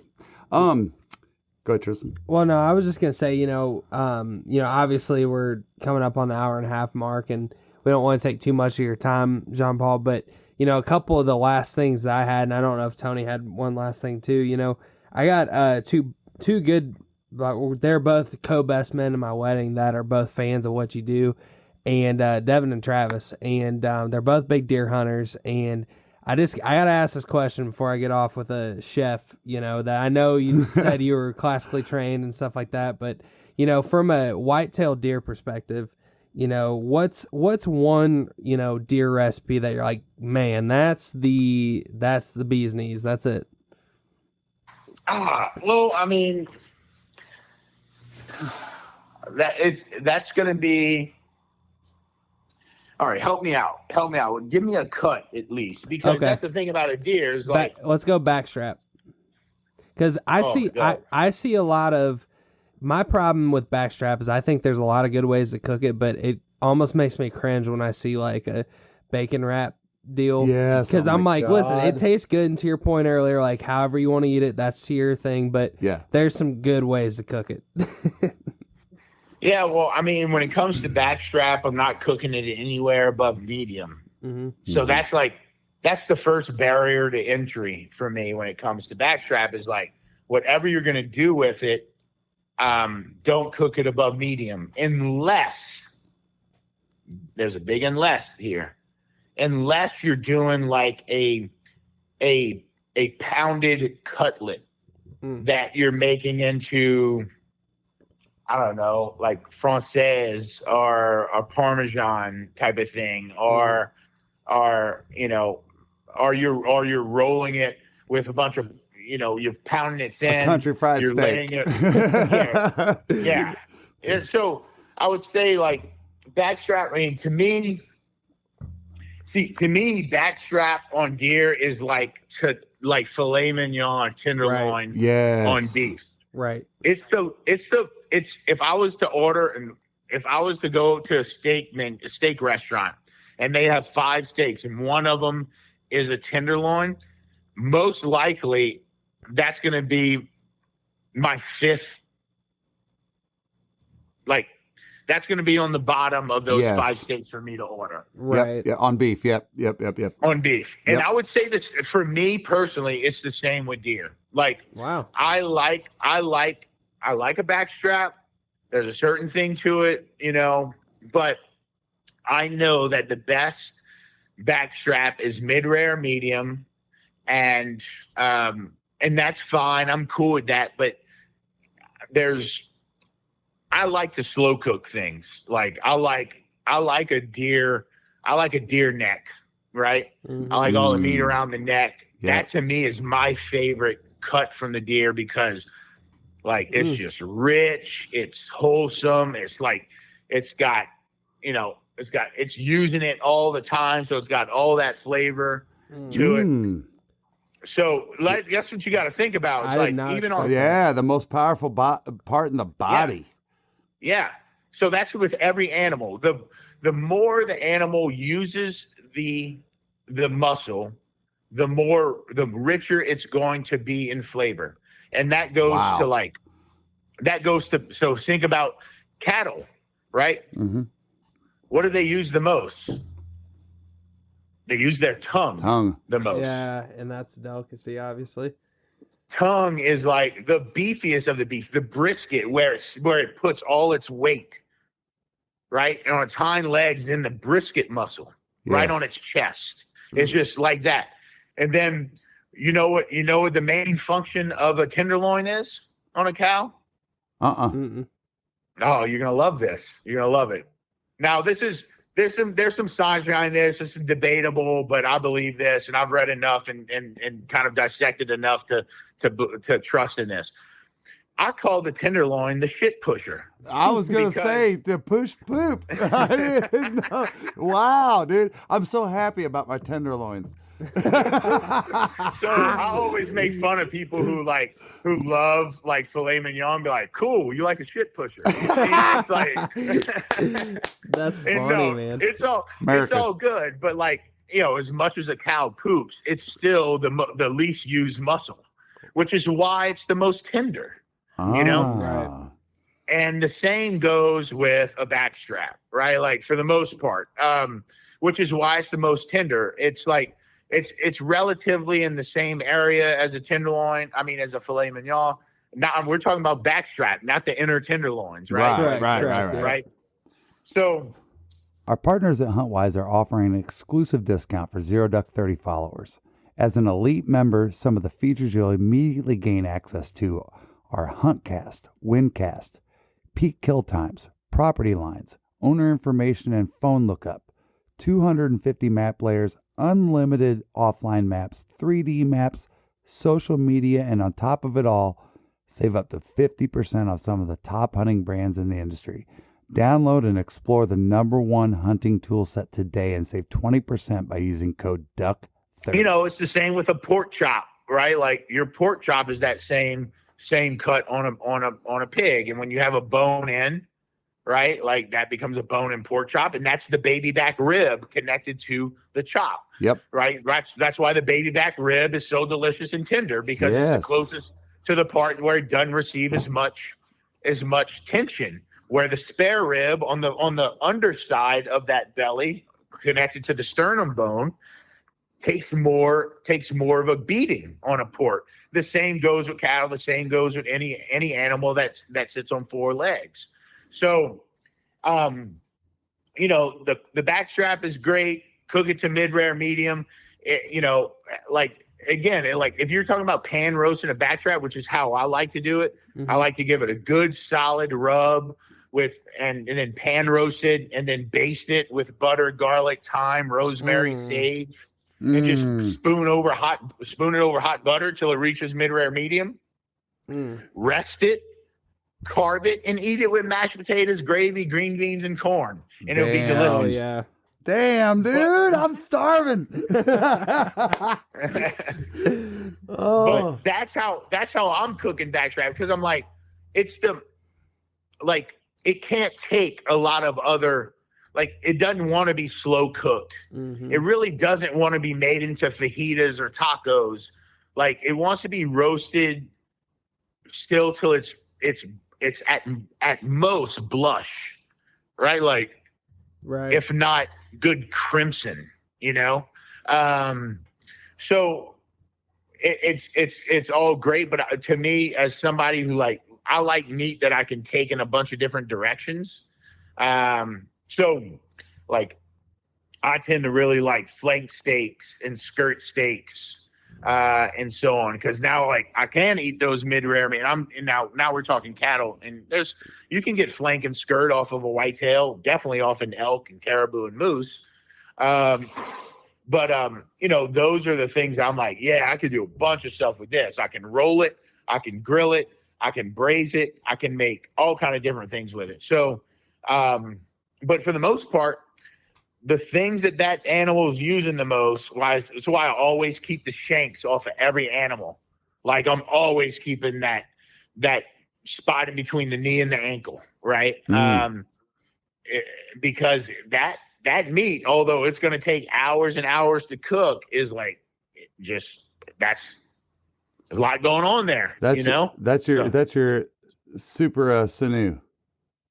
Yeah, well, and then all the things where you get deer don't have a lot of fat on them, right? I mean, so it's not like a lot of the other other animals of that nature, but they still have a lot of ligament, cartilage, silver skin, and you find that in those muscles, and that's what makes rich dishes. Jesse Griffiths taught me this, and I knew this as a chef, but I never really put the two together. And he said, he mentioned he never understood why people clean the silver skin off of a deer roast. Huh? Really? I've never done that. Yeah. Because when you slow cook a deer roast and you cook it and just falling apart, the silver skin actually it dissolves and becomes soft enough to cook. Yeah, but exactly, it becomes gelatinous and it's nutritious. So yeah, that's what I found the first time I did deer neck meat. I was like, whoa! I mean, it just blew me away how that went away. Yeah, I mean, because when you're slow cooking things, that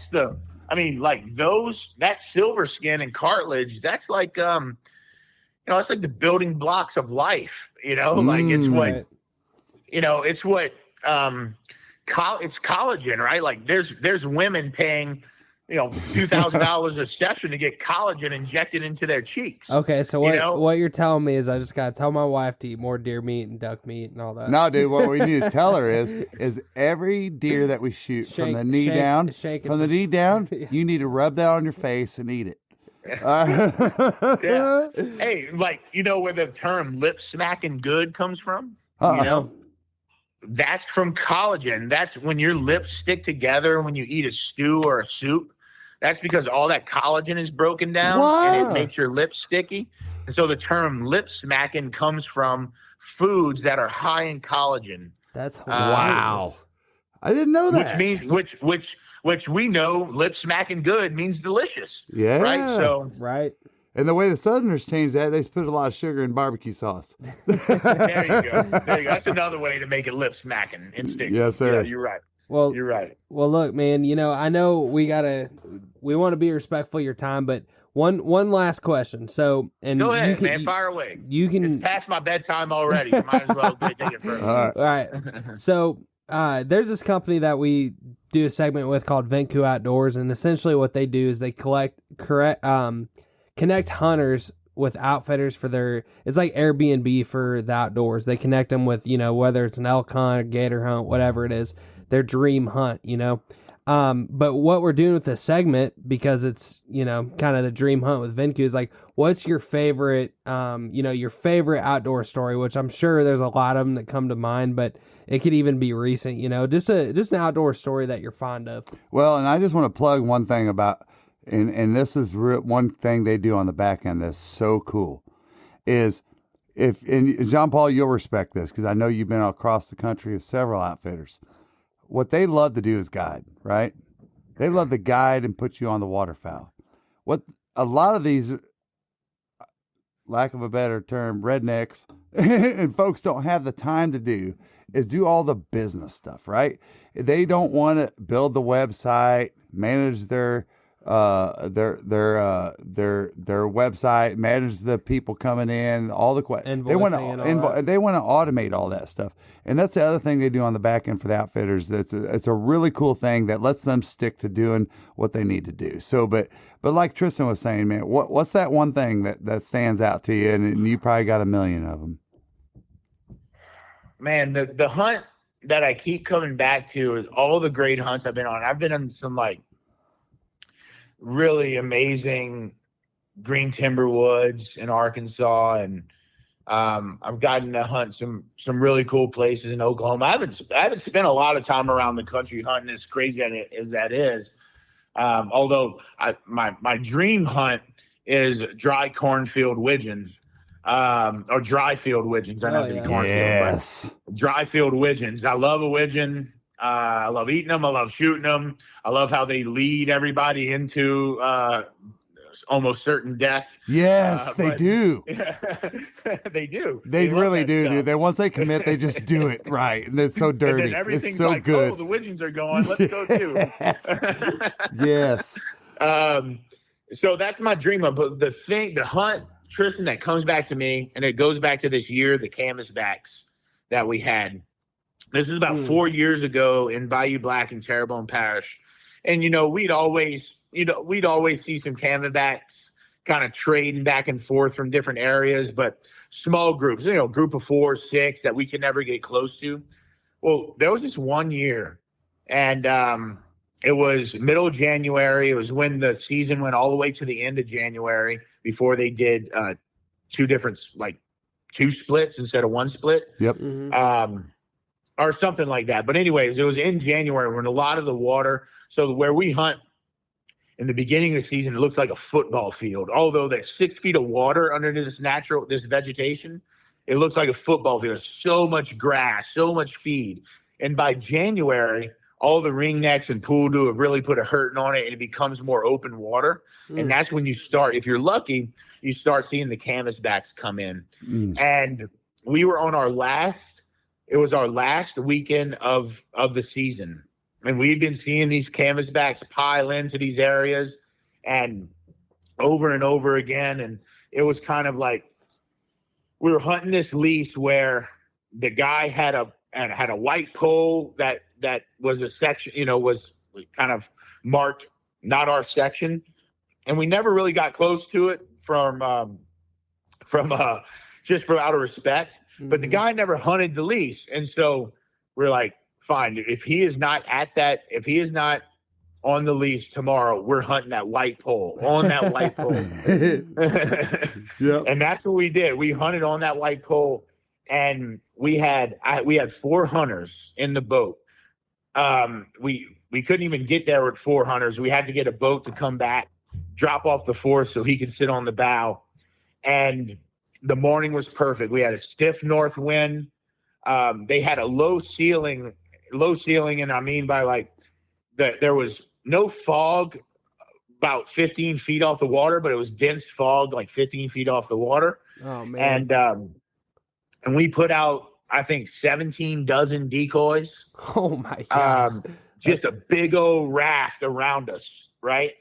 And what ended up happening was something that we've never seen again. Is we got to pick the drakes that lit in our decoys. Wow. Oh my gosh.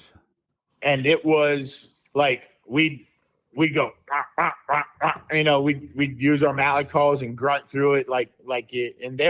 And they just, because of that low ceiling, that wind, they knew where they had been going, right? But as soon as they broke that ceiling and saw those decoys and a little bit of those flicker flockers flicking that white, they committed right away. And we would pass on what we would think would be like smaller drakes and hens, and just wait for and I'm talking like, so it was two a person at that time. I bet you we shot those 8 bull drake canvasbacks in 45 minutes into the hunt, and that's just that's us watching and passing on canvasbacks, and like shooting other birds while we were there. A lot of passing birds, but the canvasbacks were lightening the decoys where we could we were 20-yard shots and picking bull drakes out. Good, Oh and my yes. gosh. And that's the hunt that stands out to me On public land. more than anything. On public land, right? No, not on public land. Okay. On lease land. So On like lease, but who gives a crap? I mean, honestly, I mean, who gives? It's like, all right, did you shoot 180-inch deer? Yeah, where'd you shoot at? It doesn't matter. I shot a 180-inch deer. You know what I mean? No, that's incredible, I don't man. know if y'all have ever hunted in Louisiana. There's just not a lot of public land. Yeah, no, it's the way I understand it. It's not. It's like so much marsh loss.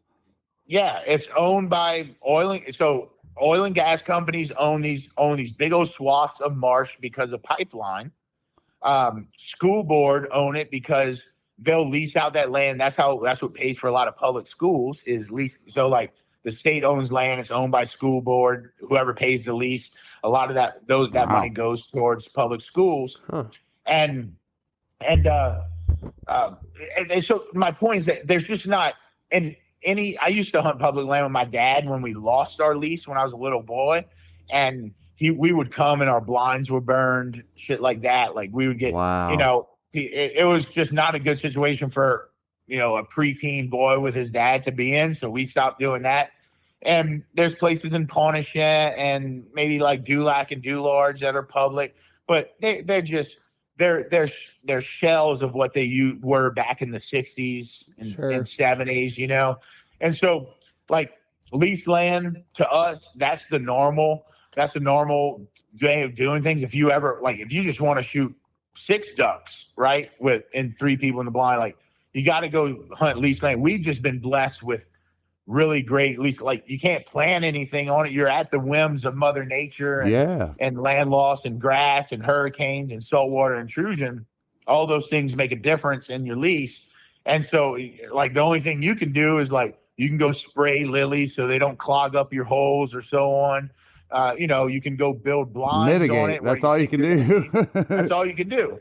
So it's not much different than public in that sense because there's areas of lease land like people are on lists that are 100, 200 names long that you never, especially where we hunt, it's kind of prized land. Like nobody gives it up. In fact, like my buddy Jay, he'd be like, he's never, even if he doesn't hunt this lease, like there's a lease that he has that I've never even hunted in the whole time he has. There's no birds on it. But his whole thing's like, one day there's going to be birds on it. And I'm going to be the guy who has the lease. I don't care if I got to pay $5,000 a year for 20 years.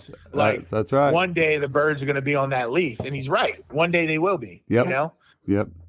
Man, thank you so much. I mean, we're just about ready to hit the 2-hour mark. And I'll tell you what, I said this last week and I've said it several weeks. And I continue to be humbled by the people that we are fortunate enough to be a part of their life and learn more about. And it's personal to Tristan and I. This isn't about putting on a show. I mean, this is something that we take very near and dear to our heart. And we really appreciate you taking the time out with us tonight, man. Well, if we didn't enjoy it, man, we put out a podcast every week. And that's what it's all about to us. I think we've missed only a couple weeks in 3 years almost now, or 2 years. Congratulations. Yeah, I mean, we stay committed to giving our listeners weekly, no matter what. Yeah, so if we didn't love it, we would be, we probably would have quit by now. Yeah, and the fact that we're son and father, off camera and off air, he wants to wring my neck, and he probably could now. Honestly, I mean, he probably could. There used to be a time where my dad once told me, Jean-Paul, he said, I don't give a shit how big you get, how strong you get, and how smart you get. You'll never whoop my ass. And he told me that when I was like in my 20s when I was a punk. And I thought, man, I could whoop this old man's ass, no problem. But then I got a little bit wiser and older, and I thought, he might know some kind of jungle move from the Army that he just whooped my ass and put me in my place so quick. And there was a time where I could do that, Tristan, but I don't know if I could do it anymore. Oh, no, man. That's called old man strength. Yeah, he's got them high school wrestling moves, too. Oh, yeah. I used to wrestle some Greco-Roman and freestyle back in the day. So, I can't, I'm not as good as I once was, but I'm good once as I ever was. So, all righty, man. Well, thank you so much, Jean-Paul. This has been amazing, man. Thank you, seriously. Yeah. And look, for those who are new to me and Duck Camp Dinners, I've been saying this in a number of podcasts. Just give me this one last little bit. Mm-hmm. You can go check me out at Chef Jean_Paul on Instagram. You can go to Duck Camp Dinners Instagram. You can watch it on Waypoint TV season 1, 2, and 3. You can watch it on the Split Read YouTube channel season 1, 2, and 3. We're out here grinding for season 4 right now. We're trying to fund it. I don't know if we're going to better make it. I hope we are.